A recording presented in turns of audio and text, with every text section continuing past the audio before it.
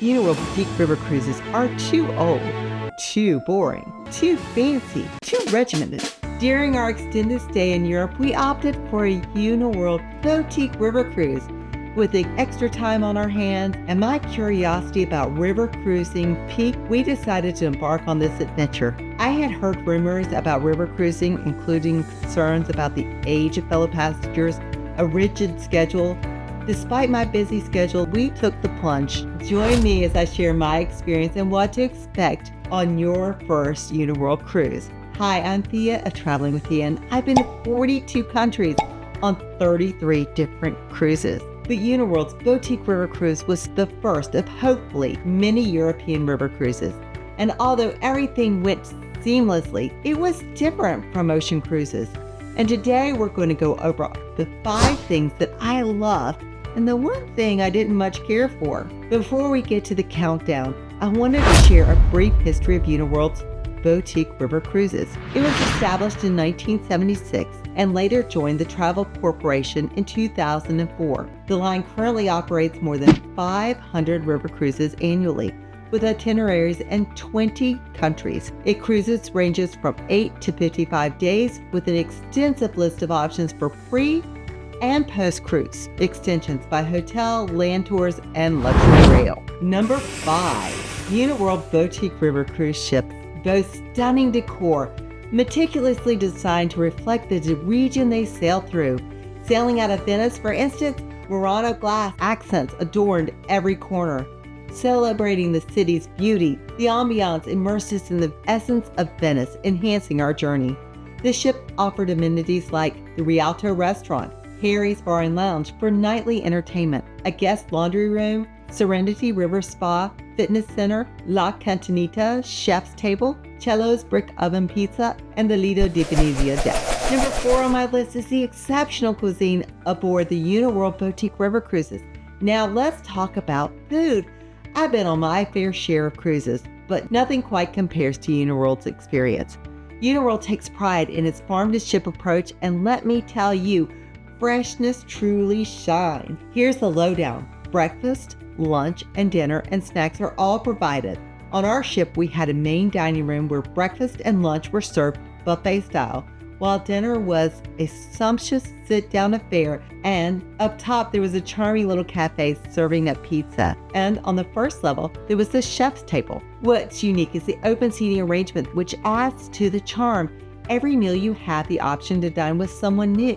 Now, I must mention there's only one seating area for passengers, so don't expect any private dinner for 2, but trust me, you won't mind one bit once you taste the food. Here I didn't just eat, I dined. The food was impeccable and the freshness unparalleled. In fact, one of the highlights was an excursion to the Rialto market with the chef, where he personally selected our lunch ingredients. He then whisked back to the ship where he had already prepared a feast using our farmer market finds. It was a dining experience like no other. Number 3 on the list, the exceptional service on board Uniworld's Boutique River Cruises. Let's dive into it. Uniworld operates under the motto of no request too large, no detail too small. And boy, do they live up to it. From the moment you step on board, you're greeted with unparalleled service. Picture this.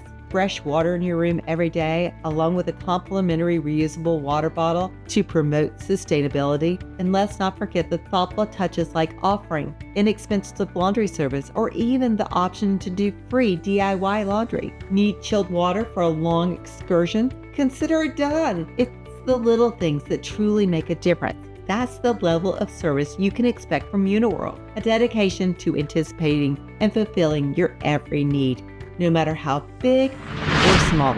Number 2 on the list are the excursions. Now, my cruising experience has mostly been on the vast ocean, where excursions are often enjoyable but tend to be more on the mass market side, and alas, not included in the package. However, Uniworld's approach is a whole different ballgame. Picture this. We got to visit the Doge Palace before the crowds descended St. Mark's Basilica after it had closed its doors to the public. We strolled through the wineries, caught shows at local theaters, and wandered through quaint villages. And the cherry on top, it was part of the package. Typically, we had excursions in the morning, and another one after lunch.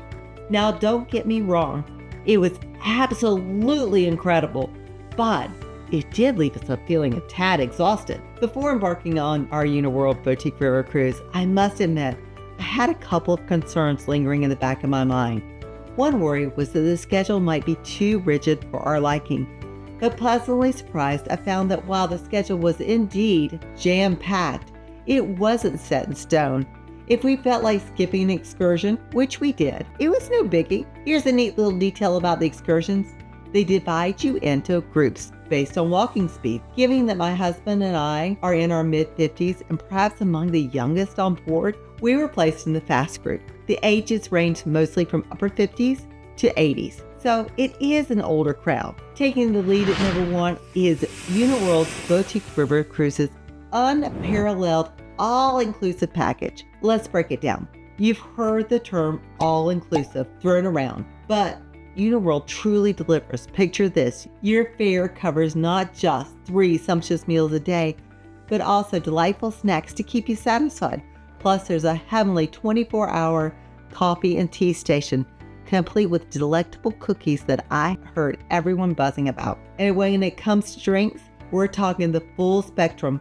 Cocktails, beer, wine, and sodas all included. And get this, it's not just limited to specific hours. You can indulge in cocktails all day long. While there is a selection of premium spirits available for extra charge, the complimentary liquors are top shelf.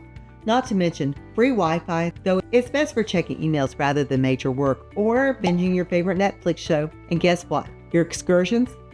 Covered. Now, before we dive into the changes I'd make, I'd like to ask for your help. I'm striving to reach 1,000 subscribers on YouTube, and every click of that subscribe button brings me one step closer to unlocking some incredible opportunities. It's completely free for you, but it can mean the world to me in terms of growth. Additionally, if you're interested in experiencing any of the cruises I've mentioned, I am a travel agent and would be thrilled to assist you in booking your dream cruise. You can find my contact information in the description box below. Thank you for your support. If I had the chance to make minor changes, here's what I would do. First, I'd opt for smaller furniture in the main dining room. It felt a bit cramped and maneuvering around was a challenge. Before delving into my major grievance, let's address some frequently asked questions. First, the dress code. While there isn't a strict policy in place, shorts are not permitted at dinner, where a slightly more dressy attire is expected, particularly for men who are required to wear long pants. It's worth noting that while there is an elevator on board, river cruising may not be the best for people who are mobility challenged. On a positive note, English is the prominent language spoken on board, with most crew members being European origin. As for the passengers, the majority hail from North America or the UK. However, it is worth mentioning that I wouldn't recommend Uniworld cruises for families, as there may be limited activities geared towards children and young adults. Next, I'd prioritize expanding the cabin size. On our ship, the SS Venetia, the average cabin size was a mere 151 square feet. That's smaller than most interior cabins on ocean cruises. While there are a handful of suites available that offer more square footage, they do come at a hefty premium. In our cabin, getting ready was like a game of Tetris. For instance, the mirror over the deck lacked proper lighting, making putting on my makeup a bit tricky. And the bathroom was way too small and cramped for 2 people to get ready comfortably in there. A bit more space and thoughtful layout adjustments would certainly enhance the overall comfort and convenience of the cabin. But I do know this is a common theme in European river cruises. Thanks for watching, and until next time, happy cruising.